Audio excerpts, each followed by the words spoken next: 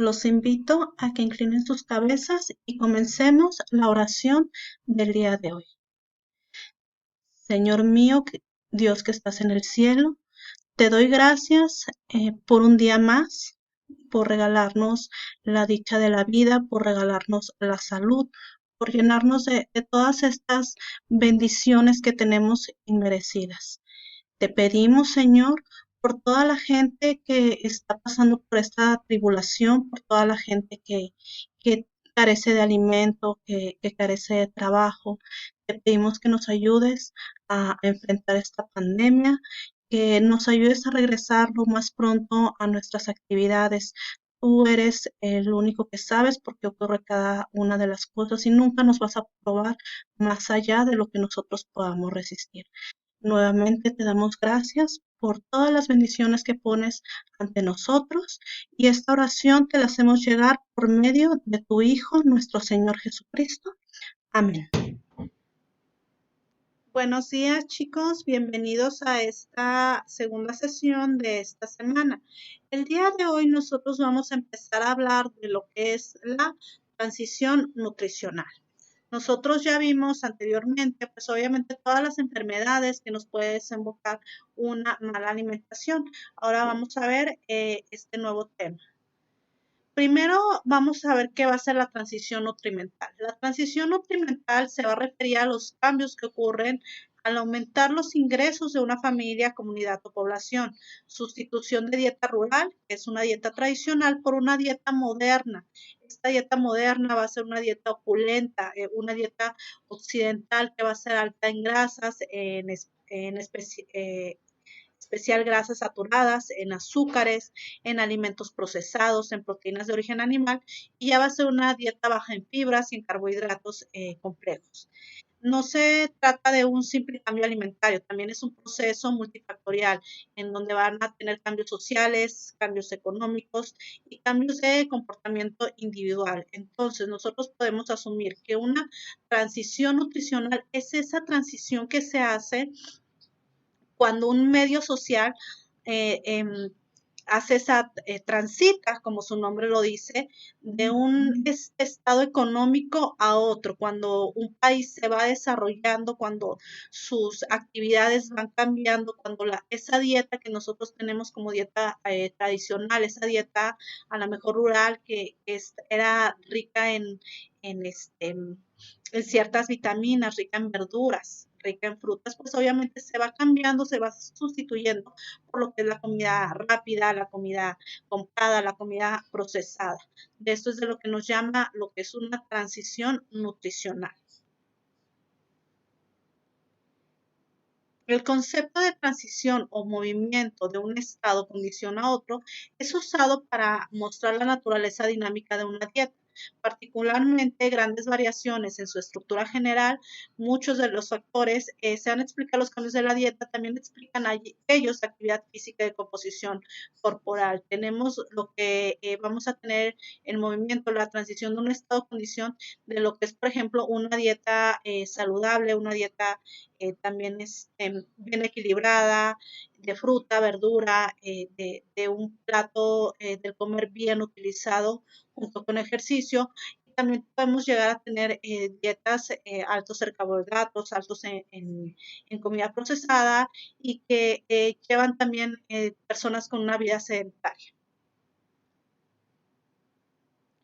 La transición alimentaria y nutricional en el mundo. Vamos a verlo un poquito a nivel primero global y después nos vamos a enfocar a lo que es a nivel México, a nivel nacional. La transición nutricional va a estar acompañada o es precedida por la transición demográfica, como ya lo habíamos dicho. También nos va a tener que ver con lo que es la natalidad y la mortalidad de un país y por la transición epidemiológica. Esta transición fue descrita por primera vez por Omran en 1971.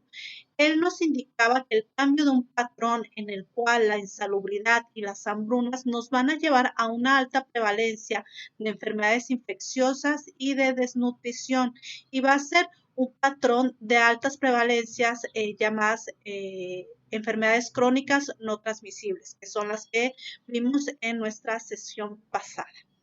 Nosotros tenemos que dentro de la transición alimentaria, como ya lo habíamos visto, también nos va a afectar lo que va a ser un cambio de demografía. Pues obviamente, cuando un país crece, mucha gente naciendo, va aumentando a lo mejor la calidad, el tiempo de vida de una persona, pues obviamente los recursos de ese país van a variar. Entonces también esto nos va a influir en lo que es nuestra transición alimentaria. ¿Por qué? Porque tiene que haber una alimentación, tiene que haber un cambio de acuerdo a lo que es la cantidad de personas con lo que yo produzco como país. No puedo producir como país muchas veces lo que necesito yo para poder mantener a cierta número de personas. Es lo mismo como lo que pasa en una familia. Pues obviamente a lo mejor una familia empieza de dos.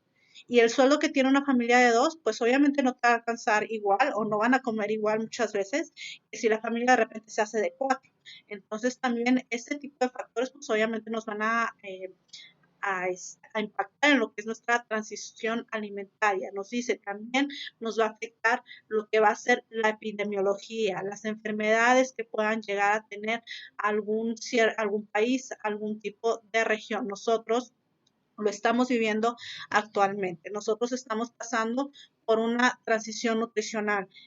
Hace a lo mejor que hace un mes la gente, la alimentación de la gente, la vida de la gente era muy diferente como es ahorita. Nosotros ahorita estamos viendo que ya está viendo una tendencia a lo mejor en subidas de peso, ya está viendo una tendencia en la diferencia de la nutrición. Nosotros estamos comiendo a lo mejor la misma comida, pero llevamos una vida más sedentaria. Hay personas que ya no están teniendo la oportunidad de trabajo, entonces están teniendo que racionar su comida. Entonces, por eso nos indica que también las transiciones epidemiológicas, también esto nos van a influir en una transición alimentaria. Es decir, ahorita nosotros estamos precisamente pasando por otro tipo más de transición alimentaria debido a la situación global que hay ahorita por la pandemia que estamos pasando.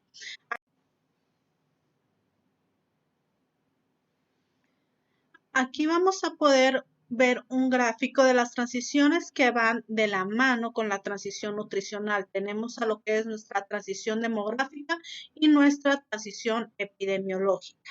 Nos dice en nuestro cuadro, por ejemplo, si nosotros tenemos una mortalidad menor, es decir, que la gente vive menos, pues obviamente vamos a tener cambios en la estructura, vamos a tener menor insalubridad, vamos a tener menores hambrunas. ¿Por qué? Porque va a haber menos gente. Si tenemos también una alta prevalencia en enfermedades infecciosas, como es lo que está pasando ahorita, es lo que nos va a provocar. ¿Por qué? Porque la población se nos va a disminuir. Si tenemos igual un número de altas prevalencias infecciosas, pues va a haber un enfoque de planificación familiar, vamos a tener que tomar medidas de control de enfermedades infecciosas y control del hambre. Esto mismo va a pasar con una alta prevalencia de desnutrición. Si tenemos una alta prevalencia en desnutrición por un predominio de la dieta, pues obviamente tenemos que hacer un enfoque en lo que son nuestras políticas, nuestros cambios de comportamientos. Esto, por ejemplo, lo hemos podido ver en la actualidad. Ya empieza a haber ahorita ciertas normativas que tienen a las empresas que diseñen o estructuren sus empaques de cierta forma, que tenga una mayor información, una información más precisa, una información que el consumidor pueda entender sobre la información nutricional que nos da cada producto. Tenemos también otro ejemplo, si la fertilidad baja, es decir, si la gente empieza a dejar de tener tantos hijos, pues ¿qué va a haber? Va a haber un mayor envejecimiento, va a haber más gente de edad mayor que nacimientos. Esto va a hacer que haya un mayor enfoque en un envejecimiento saludable. Si se han dado cuenta, pues obviamente ya cada vez las familias son menores, se reduce el número de miembros en las familias. Ya a lo mejor hace 30, 40 años una familia llegaba a tener, una pareja llegaba a tener 8 hijos. Ahorita en la actualidad hay personas que llegan a tener un hijo, a veces ninguno. Entonces, ¿qué es lo que se dio el boom en la medicina? Pues la geriatría. ¿Por qué? Porque ahora ya se necesitan más personas especializadas en lo que es las personas, los adultos mayores. ¿Por qué? Porque en unos años vamos a ser demasiadas las personas que estemos dentro de este tipo dentro de este rango de edad, dentro de este tipo de personas.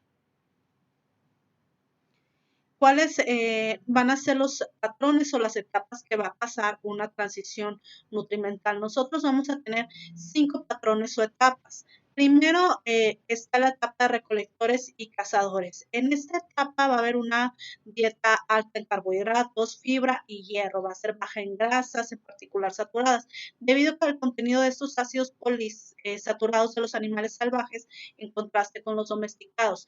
En esta etapa es cuando nosotros tenemos una dieta rica en fruta, rica en fibras, ricas en verduras.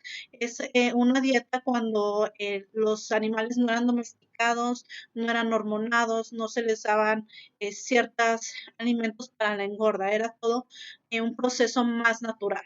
Después de esta etapa va a llegar una hambruna. ¿Por qué? Porque debido a la expansión de la población, pues la comida va a escasear y esta va a venir acompañada de una revolución agrícola.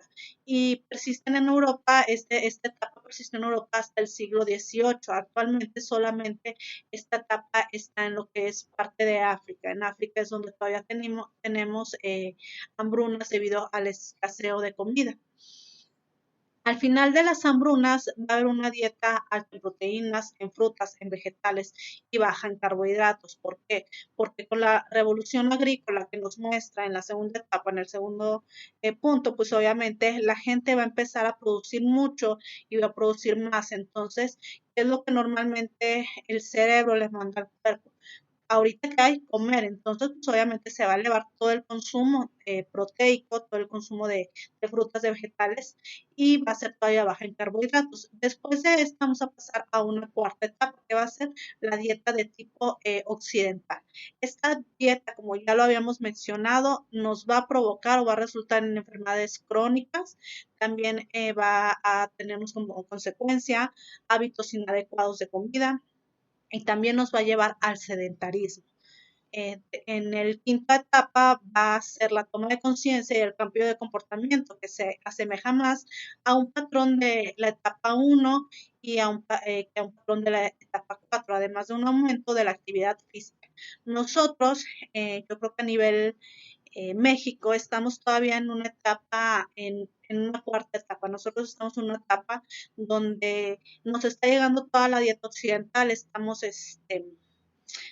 consumiendo demasiada comida procesada, pero estamos también entrando a una etapa 5, estamos en una toma de conciencia. Los países que ya se podría decir que están en esta quinta etapa son países que son más avanzados, los países europeos. Hay países, por ejemplo, como España. En España ya la gente consume lo que produce, ya la gente ya, por ejemplo, ya no va y compra a la tienda su paquete de pan de caja. Ahí ya la gente produce y cocina su propio pan, muchas veces comercializan sus propios productos y pues obviamente regresamos a una vida más orgánica, una vida más sana. Ya la gente cosecha muchas veces su verdura, ya como dicen, se hace el boom de todo lo que son los productos orgánicos, los productos más sanos, los productos libres de pesticidas. Entonces, por eso nos dice que nos vamos otra vez a un patrón 1, un patrón no totalmente como el patrón 1, pero sí un patrón un poquito más parecido a lo que era un patrón de recolectores y cazadores. Un patrón donde se va a tener cultivos más sanos y dietas más sanas. ¿Cuáles van a ser los modelos de transición nutricional? Nosotros vamos a tener 2 modelos de transición nutricional. El primero es el modelo occidental, que es un modelo que está en países de alto ingreso, países europeos y como Estados Unidos. Este se va a caracterizar por una transición gradual. Y tenemos un modelo de países con medio y bajo ingreso, que son los países principales de Asia y América Latina. Estos países se van a caracterizar por una transición acelerada. Además, porque el sobrepeso y el déficit de peso. ¿Qué nos quiere decir este tipo de modelos? Por ejemplo, en el modelo occidental, que son países de alto ingreso, la transición nutricional de una dieta saludable a una dieta de comida procesada fue muy largo, tardó muchos años. En cambio, en países latinoamericanos ha sido una transición que ha durado menos de 10 años. Ha sido un boom muy grande, por eso es que hay tanto sobrepeso en la gente, por eso es que hubo un alto en todas estas enfermedades crónico-degenerativas y hay un déficit en el peso, tanto hay un sobrepeso como una mala nutrición debido a que pues, hacen falta todos esos nutrientes básicos para la alimentación de las personas.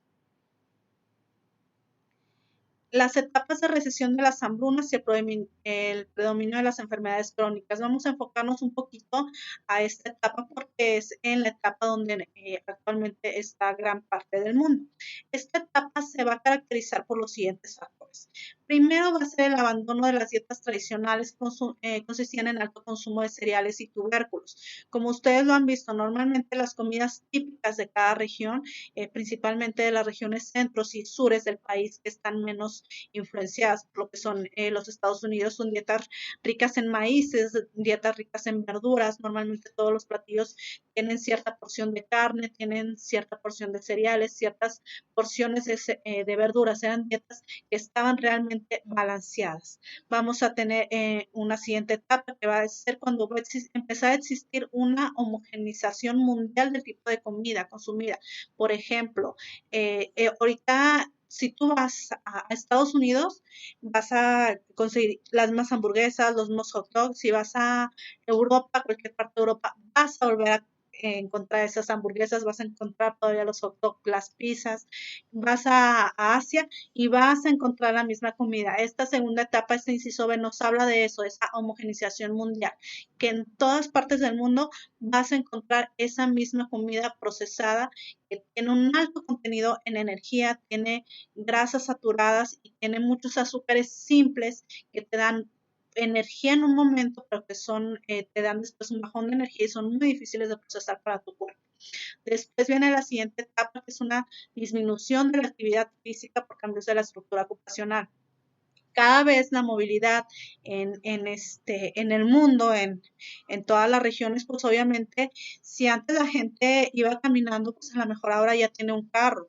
O si mucha gente antes agarraba el transporte público y tenía que caminar a lo mejor 10 minutos para agarrar el transporte público, pues a lo mejor ahora lo agarra a 2 cuadras de su casa. ¿Eso qué nos hace? Eso hace que haya una disminución en nuestra actividad física. Eso hace que vaya habiendo más sedentarismo. Muchos de los trabajos pues ya son trabajos de oficinas, trabajos donde ya no te tienes que mover, donde ya no tienes que estar sentado en una silla. Eso también nos va a provocar a nosotros una vida más sedentaria y que pues obviamente disminuya la actividad física. Igual las jornadas de trabajo pues obviamente muchas veces impiden tener esa actividad física. Por último, van a ser los cambios en la dieta y la actividad física que van a resultar en el incremento de tasas de sobrepeso y de enfermedades crónicas. Como lo vimos en los temas pasados, toda esta mala alimentación, todo este sedentarismo, toda esta falta de movimiento, pues, ¿qué nos va a tener como consecuencia? Nos va a traer como consecuencia un sobrepeso, lo cual nos va a desembocar un sobrepeso en una infinidad de enfermedades. ¿Qué va a ser lo especial de la transición nutricional en los países de mediano y bajo ingreso y los menos industrializados? Nosotros pertenecemos a estos países de mediano y bajo ingreso, por eso es que nosotros tocamos este punto. Primero, que la velocidad de cambio es mayor y está ocurriendo de 10 a 20 años, cuando en Europa tomó varias décadas, es lo que nosotros decíamos, mientras que en Europa tardó mucho tiempo en ocurrir esa transición de la comida no saludable de la comida saludable a la no saludable. Aquí en América Latina fue muy rápida, entonces hizo que hubiera una alta demasiado desproporcionada en todas este tipo de enfermedades crónico-degenerativas. Va a tener la consistencia del sobrepeso y el bajo peso a nivel de la comunidad. ¿Por qué? Porque llegamos a tener en la misma comunidad personas que tienen mucha capacidad económica para poder comprar, personas que pues obviamente por su capacidad económica pues van a tener un mayor consumo de grasas saturadas, de proteínas, de de mucho alimento, como también va a tener ciertas partes de esa misma sociedad, de esos mismos grupos, donde no van a tener para comer. Yo creo que lo vemos todos los días y lo he llegado probablemente a comentar con ustedes o con otros grupos. No tenemos que irnos hasta África para ver gente que no tiene de comer. Nosotros aquí en nuestra misma localidad, en nuestra misma región y puedes ir yo creo que a muchos lados del país, donde simplemente vete a las afueras de la ciudad y vas a ver esa diferencia, vas a ver la diferencia entre las personas que llegan a veces hasta tirar la comida porque les echa a perder, con las personas que tienen que estar buscando en la basura porque no tienen que comer. Entonces está ese desbalance en una misma sociedad entre el sobrepeso y entre las personas que están en estado de desnutrición. Va a haber también la posibilidad de diferencias biológicas entre las poblaciones. A pesar de que nosotros vivamos en una cierta región, por ejemplo, lo podemos poner este ejemplo a nivel México. Nosotros, nuestras diferencias biológicas entre una persona que es del norte del país a una persona que es del sur del país son totalmente distintas. No en cuanto simplemente vamos a lo físico, a lo fenotípico, a todo lo visible. Una persona normalmente del norte del país es una persona grande, es una persona alta, en cambio una persona del sur del país pues es una persona un poquito más baja. Entonces pues obviamente los los nutrientes que necesita cada persona, pues depende tanto de su estatura como de su peso. Entonces, no va a ser los mismos nutrientes que va a necesitar una persona demasiado alta que una persona que está en una estatura un poco más baja. Entonces, también estas diferencias biológicas pues van a influir en esta transición, en esta diferencia de respuesta en lo que es la transición nutricional. El aporte energético de la dieta del mexicano. Ya vamos a entrar un poquito más a lo que son datos México. En 4 décadas atrás se realizaron algunos estudios en México donde se describieron 3 dietas principales entre nosotros. Estas determinan lo que son los hábitos tradicionales y los recursos de las diferentes regiones que conforman nuestro país. Primero vamos a tener lo que es una dieta rural, que es una dieta basada en el maíz, en el frijol, en pequeñas cantidades de frutas y verduras. La siguiente dieta que se pudo identificar fue una dieta semirural, que estaba en esta dieta, además de estar basada en lo que era el maíz y el frijol, pues también ya incluía algunos cereales, el café, algunos productos de origen animal, como eran el huevo, la leche o de forma esporádica la carne. Y tenemos un tercer tipo de dieta, que ya es una dieta urbana. Esta dieta urbana ya es una dieta que está influenciada con otras culturas, incluyen alimentos de todos los grupos. Aquí ya nos va a incluir lo que es una dieta a lo mejor un poquito más rural, más tradicional, pero también tiene un consumo de dietas más occidentales. Vamos a hablar ahora de los cambios de la composición corporal en los niños mexicanos. En un estudio que se realizó por Levy, se evaluaron 11,415 niños mexicanos. De estos niños estaban entre una edad de 5 a 11 años, tanto del área urbana como rural. Y en los datos que se pudieron encontrar, se vio la prevalencia de la obesidad en un 38,6% de los niños entre 5 y 6 años de edad, comparado con el 21% entre 7 y 11 años de edad. Nosotros estamos viendo que hay un mayor porcentaje, entre más chicos son los niños, tienen mayor obesidad. Según las diferencias de las regiones de la obesidad, pues es más notable. Los niños que están más cerca de la frontera de Estados Unidos, todos los que son los niños que están aquí al norte del país, llegan o tienden a tener mayor grado de obesidad que los niños que están en el centro y en el sur. ¿Qué factores van a influir en este sobrepeso, a que haya un sobrepeso en el mexicano? Pues van a ser los factores que se consideran de riesgo para el desarrollo de la obesidad, como el consumo excesivo de comida, va a ser la actividad física sedentaria, va a también influir algún tipo de factor hereditario, entre otros factores. Nuestra nutritiva dieta, tradicionalmente rica en fibra por el consumo de cereales, leguminosas, así como frutas, verduras en menor cantidad. Los mismos productos de origen animal pues van cambiando y cada día es más parecido a los de algunos países industrializados.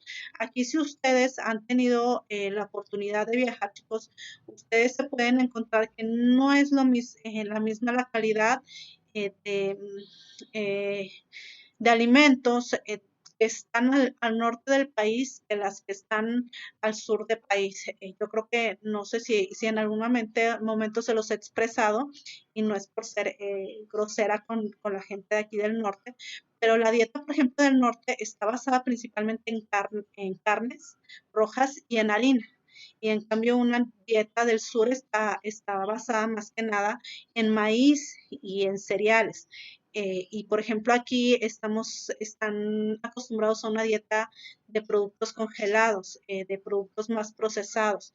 Allá en el centro y en el sur del país, pues la gente está acostumbrada a una dieta de productos más frescos, de, de carnes de carnes de pollos que están recién, ahora sí que por así decirlo, que acaban de matar.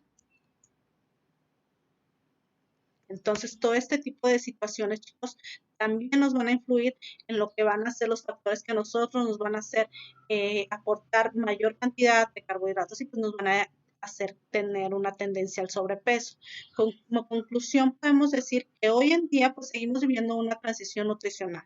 Cada vez vamos modificando nuestros hábitos alimenticios, nuestras actividades físicas. Y yo creo en esta etapa estamos viviendo una transición todavía añadida a la transición que ya teníamos y de por sí nosotros ya traíamos una transición de estar comiendo una comida, por así decirlo, chatarra, de estar comiendo una comida alta en azúcares, si ya está empezando a haber una conciencia, ahorita nosotros estamos pasando ahora por una nueva transición que es una transición epidemiológica que pues obviamente nos está impactando en una transición alimentaria. Por eso es muy importante, chicos, ahorita tratar de hacer el mayor número de actividades físicas. Hay que cuidar muchísimo nuestra dieta para poder tener el menor impacto posible. Entre los datos que nos va a recomendar la OMS para nuestro aporte nutrimental, pues tenemos que tener un consumo de grasas entre el 15 y el 30%, tenemos que tener azúcares libres menos del 10%, estos van a ser de refrescos y de alimentos transformados, pues obviamente todo lo que son las bebidas endulzadas, tenemos que tener mínimo 400 gramos de fruta, verdura o cereales. Cereales que nos aporten fibras. No estamos hablando de cereales de los de las cajitas, no. Cereales es como son las leguminosas, como son las avenas, como son las granolas. La OMS también nos va a dar recomendaciones sobre el peso corporal en términos de índice de masa corporal. Nosotros ya antes habíamos tocado ese término de índice de masa corporal. El índice de masa corporal, ahorita lo vamos a ver más adelante, y pues es un punto que tenemos que cuidar junto con el ejercicio físico. Vamos a pasar ahora sí a lo que va a ser nuestro índice de masa corporal. ¿Qué va a ser nuestro índice de masa corporal? El índice de masa corporal va a ser un método utilizado para estimar o determinar la grasa que tiene el cuerpo de acuerdo a su estatura. Este nos va a marcar si estás en mucho delgazo o tienes un sobrepeso. ¿Cómo vamos a calcular el índice de masa corporal? El índice de masa corporal lo vamos a calcular por una fórmula. Esta fórmula es la que está hasta abajo de la pantalla, que es los kilogramos sobre los metros de estatura al cuadrado. Siempre vamos a usar la estatura en metros y la vamos a elevar al cuadrado. Por ejemplo, si una persona pesa 60.8 kilogramos y mide 170 centímetros, tenemos que poner esos 170 centímetros en cantidades de metros. Nos quedaría a nosotros una fórmula de 60 punto y tantos kilogramos entre 1.7 al cuadrado. Siempre hay que no se les olvide elevar al cuadrado esa estatura en metros. También es importante decir, no va a ser el mismo procedimiento para sacar el índice de masa corporal en un adulto, en niños. En niños se va a usar otro método estadístico que está dictado por los perciles. En este tipo de método estadístico, pues nos va también a establecer el peso del niño en relación con pesos de niños de igual edad y de igual sexo. También no podemos nosotros calcular un índice de masa corporal con esta fórmula, lo que son por ejemplo, los fisicoculturistas, en las personas que hacen ejercicio. ¿Por qué? Porque ellos tienen un mayor índice de masa corporal que no va de acuerdo a la grasa que tiene su cuerpo. Entonces, para este tipo de personas, pues obviamente también este tipo de fórmulas no funcionan. Aquí tenemos los rangos de lo que va a ser la masa, el índice de masa corporal. Si nosotros tenemos un índice masa corporal de 15 o menos, quiere decir que una persona está en delgadez muy severa. Si está entre 15 y 15.9, tiene una delgadez severa. Si está en 16 a 18.4, va a ser una persona con delgadez. Si tiene un índice de masa corporal de 18.5 a 24.9, va a estar en un peso saludable. Si está de 25 a 29, va a tener un sobrepeso. Si está de 30 a 34, va a tener una obesidad mórbida, moderada, perdón. Si está de 35 a 39.9, va a tener una obesidad severa, y ya en índices de más de 40 o más de masa corporal, pues ya va a tener una obesidad muy severa. Y eso sería todo, chicos, por la clase de hoy. Agradezco mucho su atención y nos vemos la siguiente semana.